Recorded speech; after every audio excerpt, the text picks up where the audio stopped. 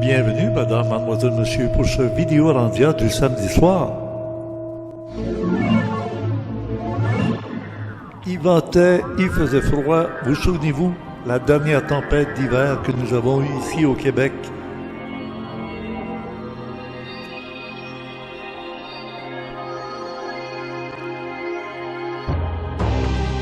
En ces jours, il y aura une grande famine. Les temps de cherté prendront les gens par surprise. Nous étions en première sur YouTube samedi le 13 avril 2024 pour le vidéo rendia numéro 15. Priez pour que ces jours n'arrivent pas en hiver. Conception, animation et montage Richard Glenn, l'ésotériste du Nouveau Monde qui vous parle présentement. C'est la suite du souper de Pâques entre amis. La semaine dernière, vous vous souvenez, le vidéo rendia numéro 14, deuxième avertissement. La première partie était surtout consacrée au premier avertissement et ensuite à l'éclipse solaire. Ne manquez pas de consulter le complément surprenant à l'adresse orandia.com. Surtout pour l'émission d'aujourd'hui, je me fie sur vous pour aller chercher de l'information complémentaire à tout ce qui est dit. C'est très particulier, très pointu sur le plan scientifique. Il y a le club créé à l'adresse orandia.ca, dirigé par le concepteur lui-même, François Deschamps, qui a un site super important à l'entrée gratuite pour tout le monde, où on a accès à son site. Après les grands vents et la tempête, voici le calme qui est revenu, et j'en ai profité pour prendre l'air. Marcher sur une belle neige fraîche, on dirait de la ouate, des plants de coton. À côté de la maison, le conteneur qui attend toujours qu'on déménage de Mont-Saint-Hilaire pour trouver mieux ailleurs, qu'on n'a toujours pas trouvé après 2 ans de recherche. Et on continue à chercher. Mais vous voyez, on se croirait au mois de décembre ou janvier, peut-être février, sûrement pas en mars. Bien non, c'est arrivé il y a encore moins longtemps que ça. La veille de l'éclipse solaire, ici au Québec, avec cette température et ce très beau paysage très hivernal. Bonne écoute.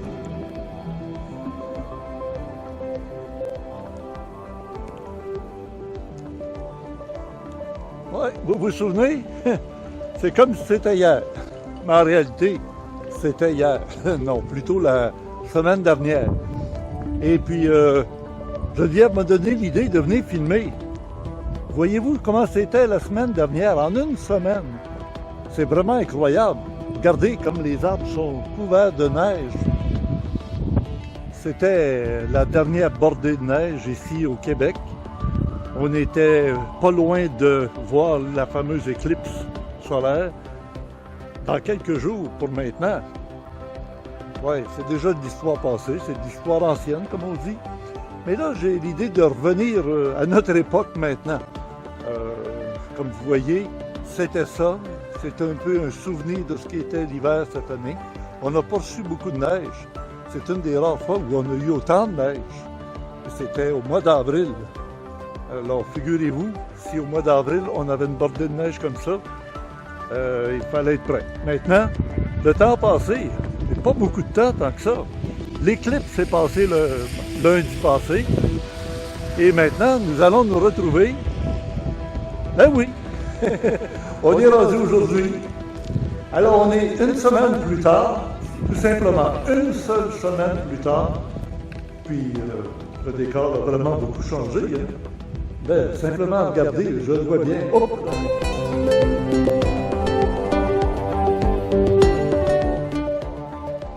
C'est ainsi que, oui, la semaine dernière, mais là, on est la semaine d'après.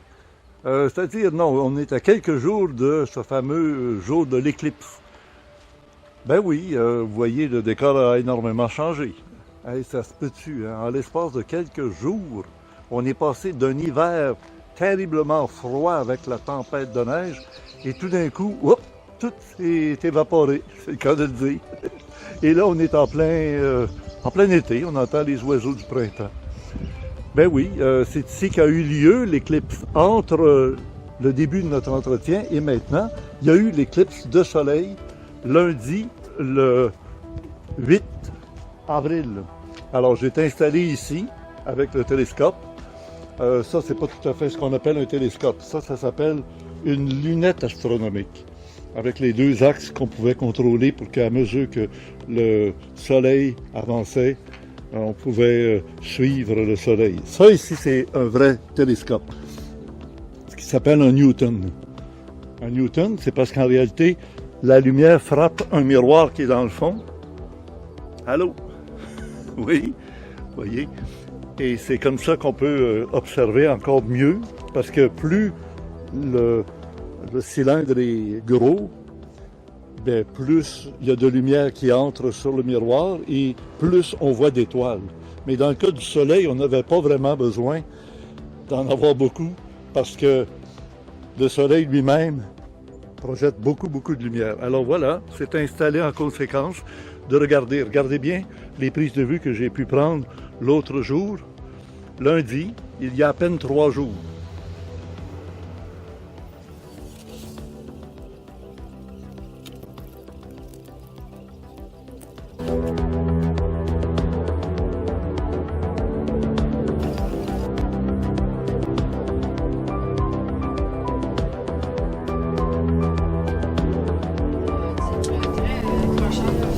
Ouais. Tu sais par quoi? C'est une éclipse éclipsée, ça aurait été bon. Ouais.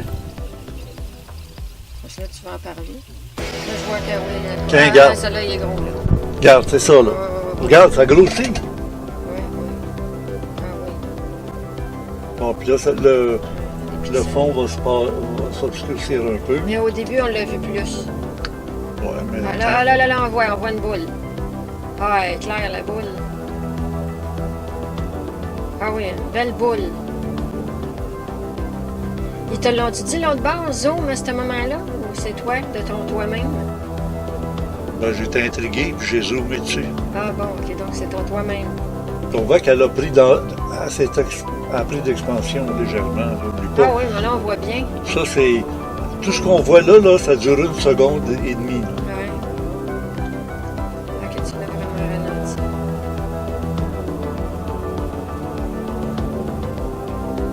Aïe, je te dis qu'ils sont effrontés. Ceux qui font ça, ça n'a pas de bon sens. Puis, quand on voit d'où ça provient, c'est impossible que ce soit une... C'est pas une injection de mascarona, c'est bien trop proche, c'est vis-à-vis Ouais, de la Lune. là, après ça, je monte en haut parce que je me souviens que je voyais quelque chose en haut. Mais c'était moins... Oh, on va le voir encore une seconde, je sais pas. Ça n'avait de rien, là, ça... Une seconde et demie, je monte en haut. Attends, monter. Tu cherches le bord. Ah là, c'est là qui m'a dit. Ouais. Oui, comme tu dis, 5 et 35. Ouais. Ouais, bonne coche. On voit qu'il y a des creux, là. Ça s'appelle des creux sur le bord de la Lune. Les creux qui grossissent, là, ça se peut. Non, en bas, c'est pas un creux, c'est quelque chose qui se dégage. Ah là, t'as spoté de quoi? Ouais.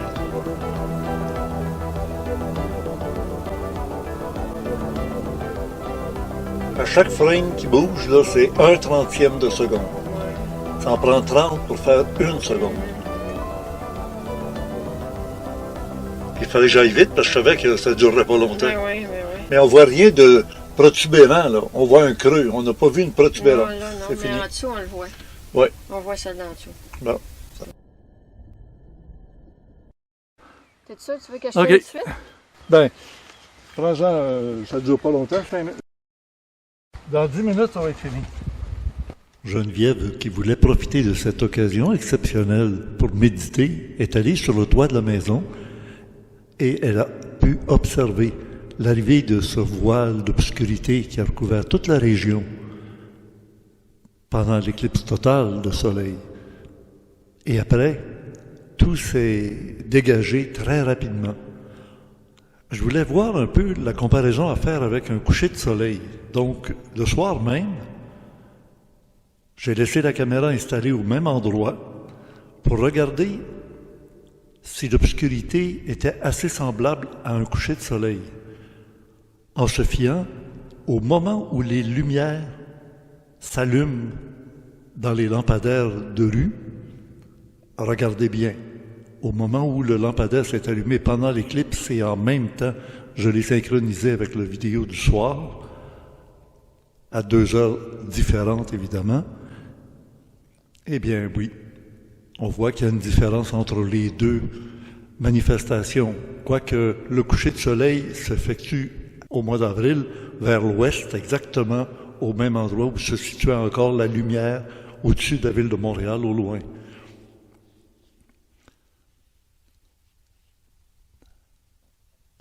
Bien sûr,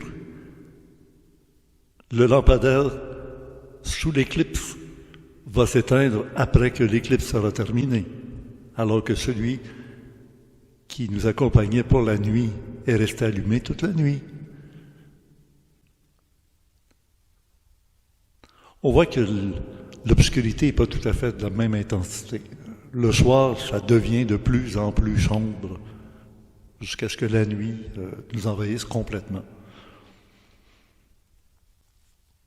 Il y a toute une symbolique derrière ce phénomène qui intriguait beaucoup les anciens humains qui ne connaissaient pas et qui ne comprenaient pas trop le sens de tout ça. Cette semaine, dans ce Vidéorandia numéro 15, on pourrait dire que c'est la suite du Vidéorandia de la semaine dernière.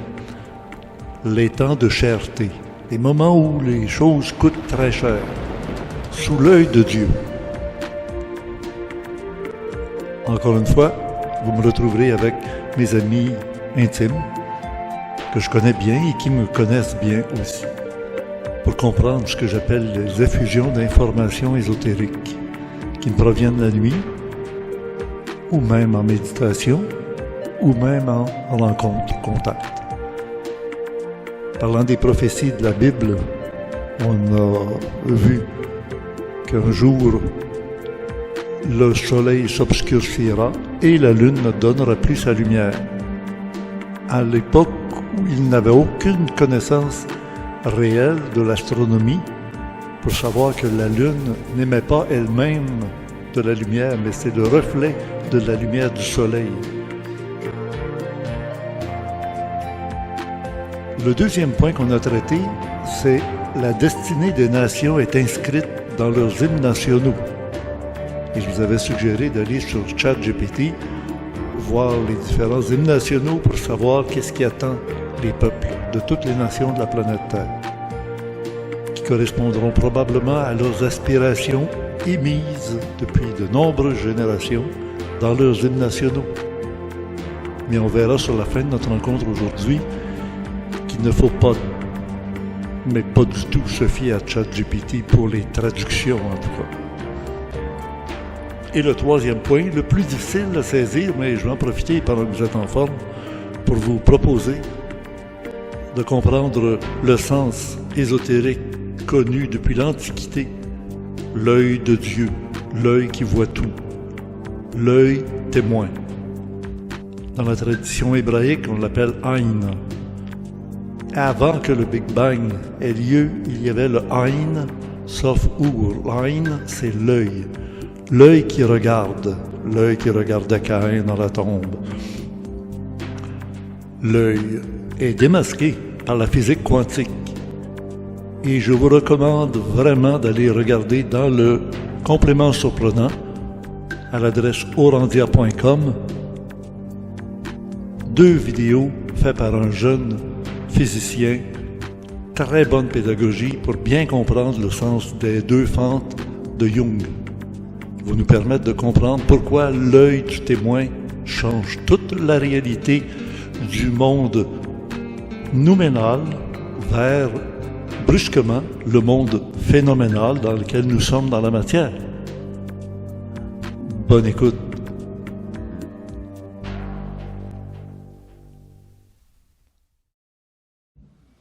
Voilà, c'est reparti. Attention, on est revenu d'une pause commerciale. Deuxième partie de notre rencontre. Oui, la deuxième partie, parce qu'en fait, il me reste encore un dossier à vous présenter. Il s'agit d'une formule scientifique très moderne. Elle est apparue au 20e siècle avec la physique quantique. connaissez les grands physiciens de la physique quantique qui étaient deux écoles.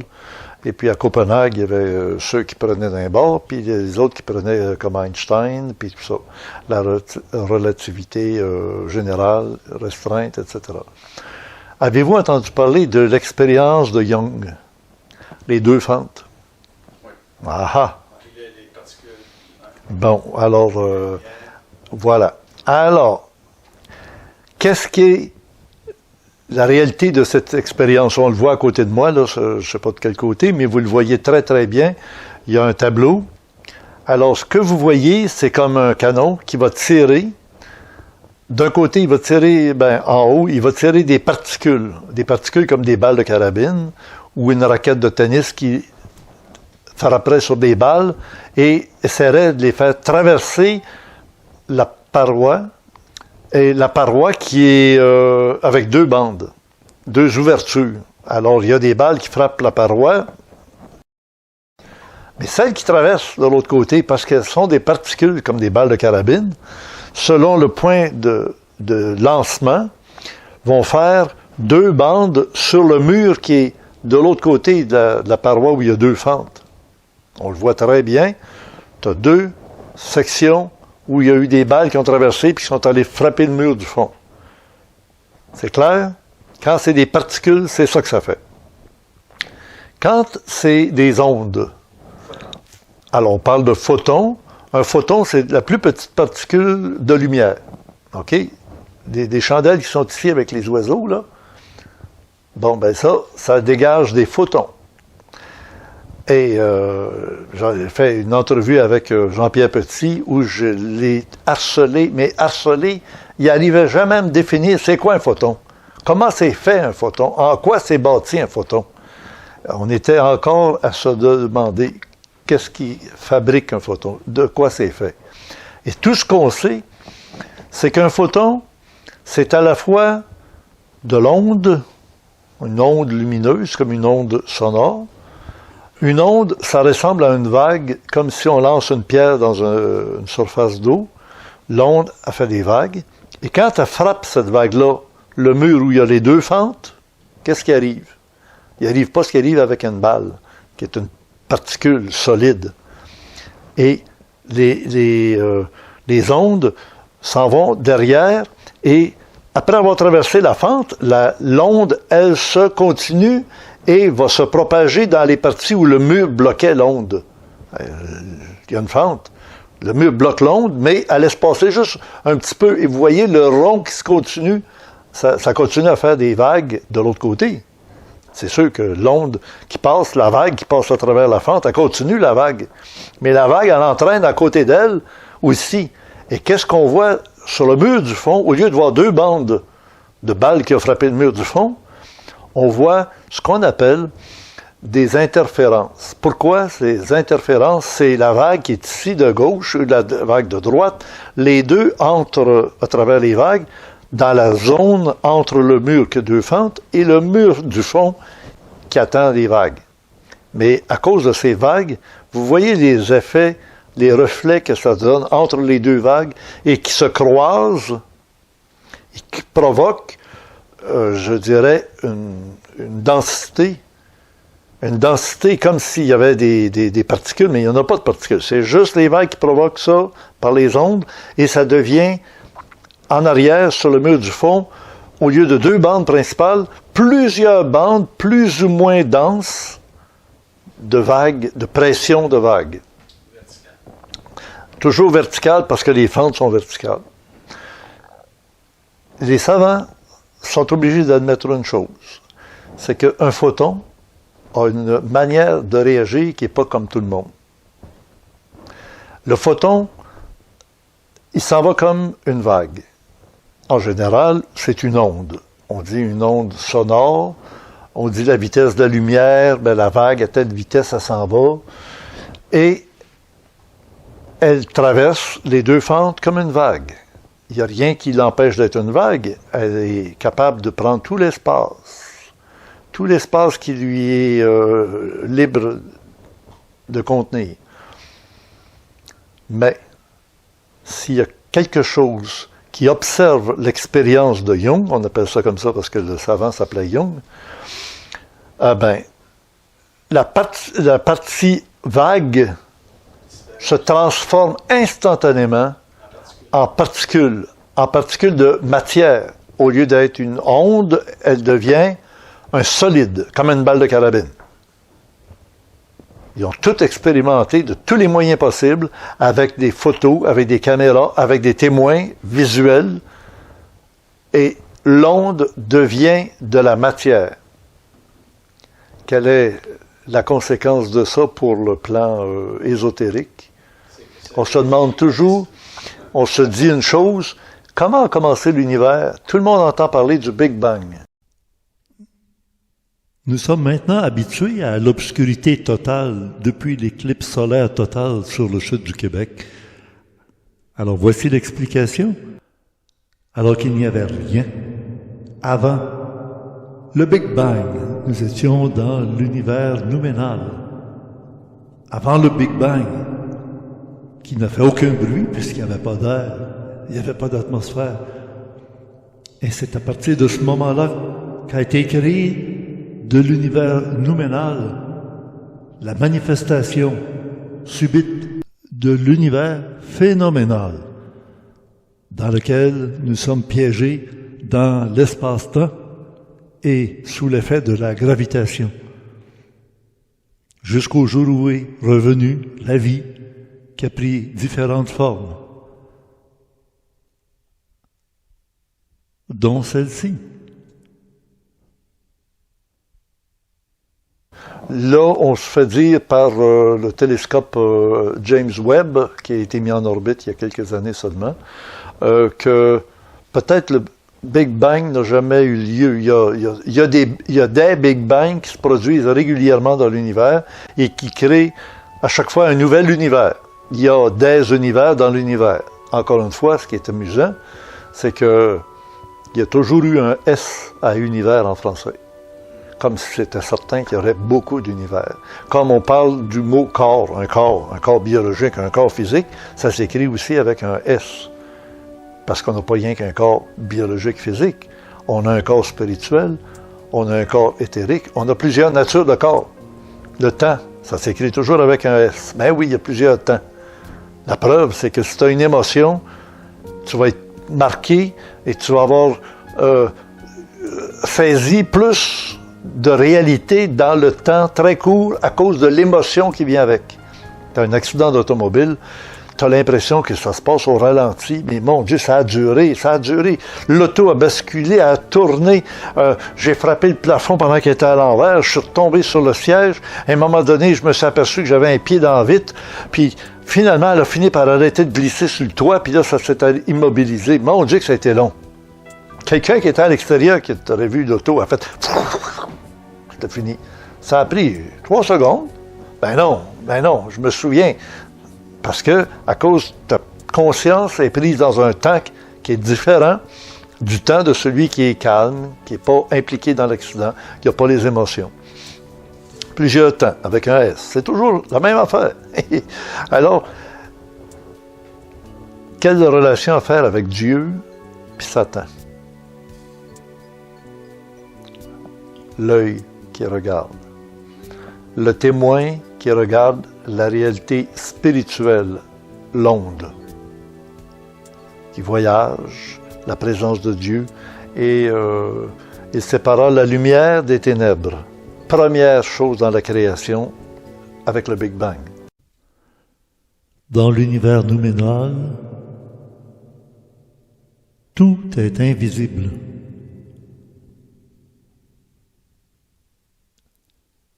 Silence. Une présence. Une emplit tout cet univers nouménal.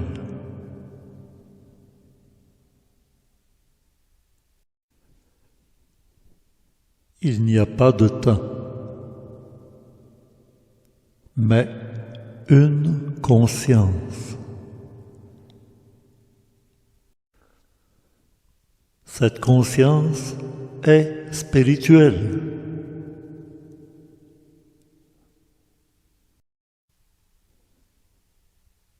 Elle doit prendre conscience d'elle-même. Elle doit donc se manifester. Ça est Dieu. Dans toutes les directions.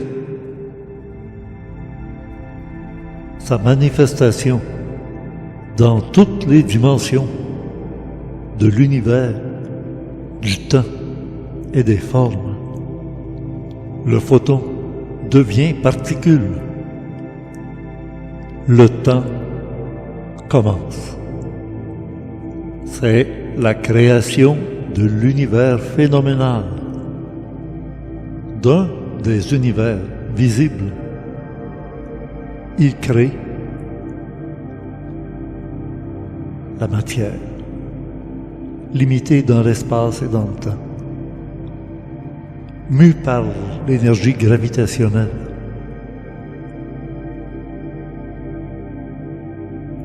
Comme dans l'expérience des deux fentes de Thomas Young. L'œil, le témoin, qui prend conscience de lui-même, sur le plan de l'esprit, franchit le saut quantique d'être, manifesté, manifestation de lui-même.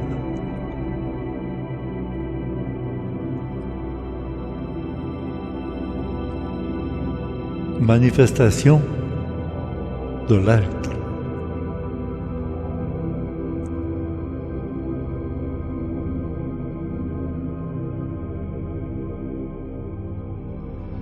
Ensuite, il flotte comme au-dessus des eaux, au-dessus des vagues. Et il devient matière parce qu'il y a un témoin. Parce qu'il y a un témoin.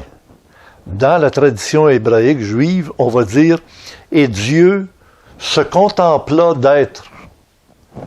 Il s'est comme regardé, parce qu'il était. Mais si t'es puis qu'il n'y a personne pour te regarder, comment tu peux savoir que t'es puis que t'es vraiment? Il faut qu'il y ait un témoin. Puis le témoin, il n'y en a pas d'autre, t'es tout seul, mais t'es universel, t'es partout, t'es le Dieu qui est omniprésent, omniscient, omniconscient, omnitout. T'es tout. Mais il faut que tu fasses un acte de retour sur toi-même pour te contempler, t'observer. T'observer. Si tu dis t'observer, tu veux dire tu tombes dans la matière. C'est ça le Big Bang. Mais ce Dieu-là qui se regarde, attention, la suite est grave. C'est pas le bon Dieu. C'est le Dieu qui limite dans le temps et dans l'espace, qui devient matière. C'est un Dieu matériel. C'est un Dieu qui écrase toute la partie spirituelle, ondulatoire, dans devenir de la matière, de la chose. Comme le photon, qui est une énergie et qui devient un photon, une particule. Et avec l'éclipse de soleil, ça a été le moment pivot de la carrière d'Albert Einstein. Savez-vous ça? C'est une éclipse totale de soleil.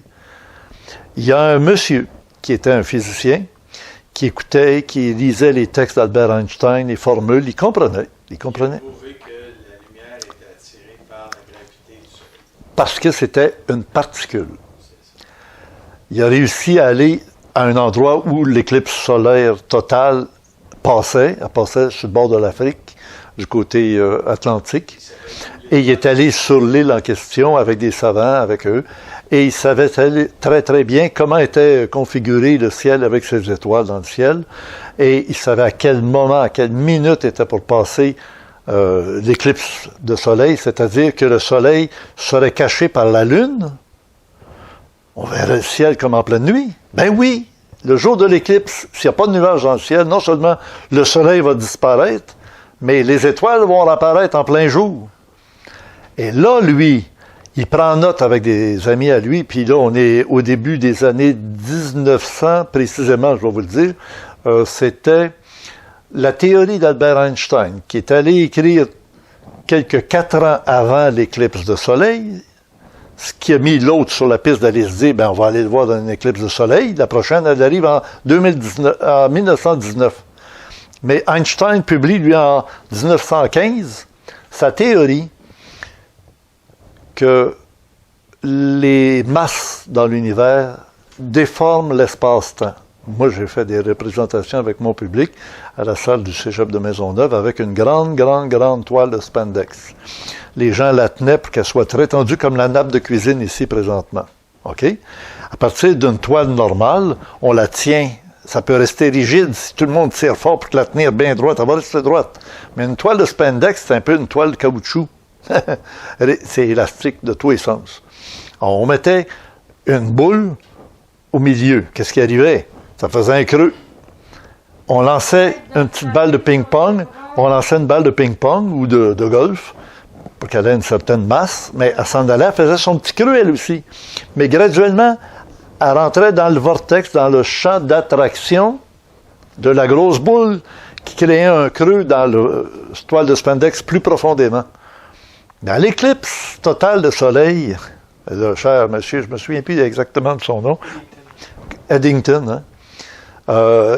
Et puis il s'appelait, si l'autre s'appelait Albert Einstein, l'autre devait s'appeler, je pense son prénom commence avec un A aussi, Albert ou Alfred, en tout cas, les deux étaient, en tout cas, lui sur son île observe l'éclipse de soleil, il regarde les étoiles, ah oui, il voit très bien l'étoile qui est là, le soleil, lui, écoute, la lune bouge, le soleil bouge, tout ça bouge en même temps, là, hein?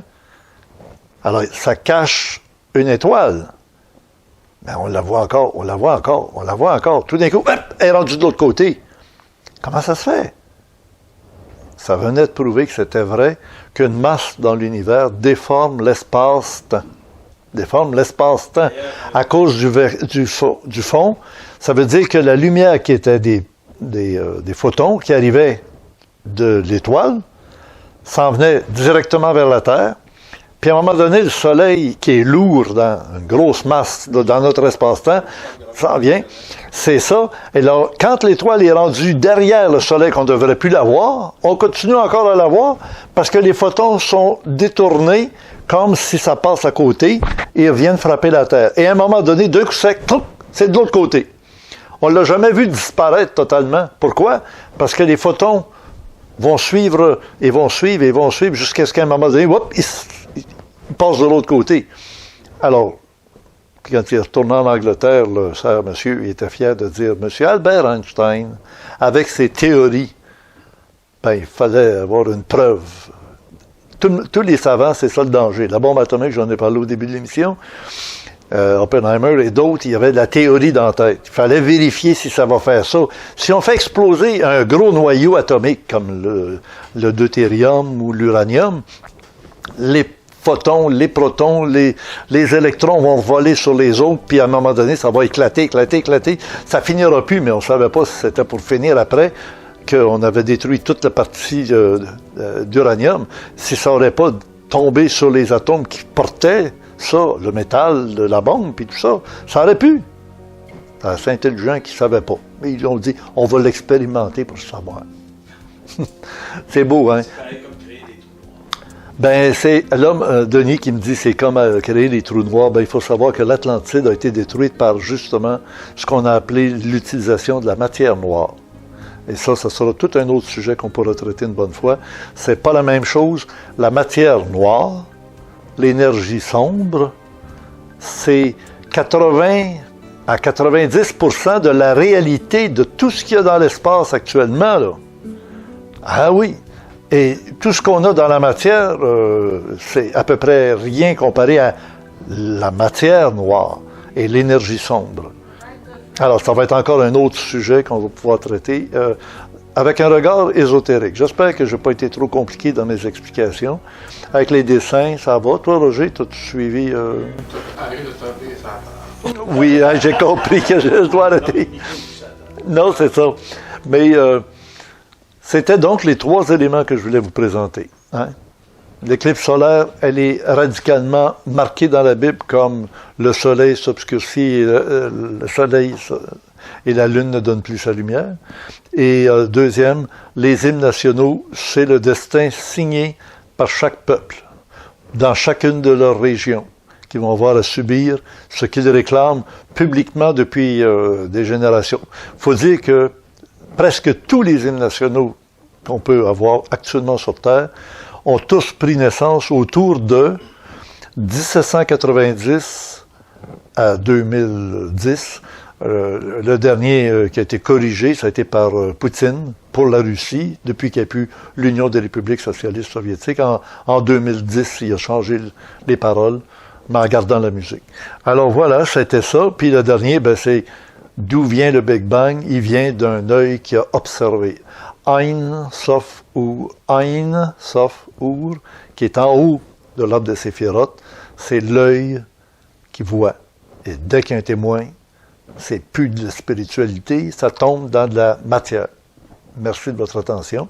Merci tout le monde ici. Vous n'avez pas été très bavard, mais on voulait essayer de faire l'émission le plus serrée possible pour 40 dans 1 heure. Et puis, j'espère que ça vous a plu. Allez dans le complément surprenant de notre ami Gilles Surprenant, qui est toujours en repos, mais qui va revenir probablement en avril si tout va bien pour lui. Et à ce moment-là, on va retrouver notre écrivain inlassable qui travaillait en pleine nuit. Moi, j'ai essayé faiblement de le remplacer en mettant tout simplement des liens qu'on trouve sur YouTube, en mettant directement dans le complément surprenant les vidéos qui m'ont servi à comprendre des choses et qui vont dans les détails avec des vidéos très faciles à comprendre. En français, je mets que du francophone. Puis j'ai un ami ici qui s'appelle Joël qui me dit, tu sais, tu peux tout mettre ça en traduction automatique. C'est génial. Un jour, on va se parler d'Internet parce qu'on ne l'enseigne pas beaucoup. En tout cas, surtout nous autres de notre génération. On est dépassé pas mal souvent par les ordinateurs. Mais les jeunes vont se débrouiller très, très bien. Et pour juste terminer de renfoncer le clou, j'ai quitté Vidéotron, que j'étais un abonné de chez Vidéotron depuis 1976, sur la rive sud de Montréal, jusqu'à maintenant, à cause des tarifs qui augmentent sans arrêt, et je suis allé chez eBox. Et eBox, vous en entendez parler, leur spécialité, c'est l'Internet. Fait spécialement pour les gamers. Le upload, download à 500 mégabits seconde et plus, 540, 580, pour un prix à peu près la moitié du prix de chez Vidéotron. À bon entendeur, salut. Merci tout le monde. C'est déjà tout pour cette semaine. Je ne sais pas si chez vous le plafond a levé, mais je pense que c'était un contenu ésotérique vraiment à point. Et c'était la suite de ce Vidéorandia numéro 14, présenté la semaine dernière dans ce que j'appelais le deuxième avertissement. Allez le voir si vous ne l'avez pas déjà fait. Et pour la fin de semaine prochaine, au Vidéorandia numéro 16, ce sera une rencontre avec les gens qui ont eu des témoignages à apporter. J'ai reçu des vidéos, des photos de l'éclipse et aussi vos commentaires sur le contenu qu'on a présenté depuis quelques semaines. Et j'en profiterai pour vous mettre au courant des développements d'ésotérisme expérimental dans un futur proche en rapport avec les contenus plus courts, plus intenses. Et j'aurai votre opinion, ça sera la belle occasion de discuter ensemble. Alors, si le cœur vous en dit, vous m'écrivez à l'adresse glenufo@gmail.com et à ce moment-là, je vous inviterai, vous aurez la possibilité d'entrer avec votre caméra en ondes pour l'émission de samedi prochain. On se comprend? Il est temps qu'on fasse du renouveau dans la démarche que je fais avec beaucoup de gens du public qui me suivent depuis 48 ans maintenant. Donc, on ira plus à l'essentiel et à des choses plus fondamentales et profondes. On va se comprendre. Rendez-vous la semaine prochaine au Vidéorandia en direct. Le Vidéorandia numéro 16. Bonne semaine et au plaisir de vous lire. À bientôt.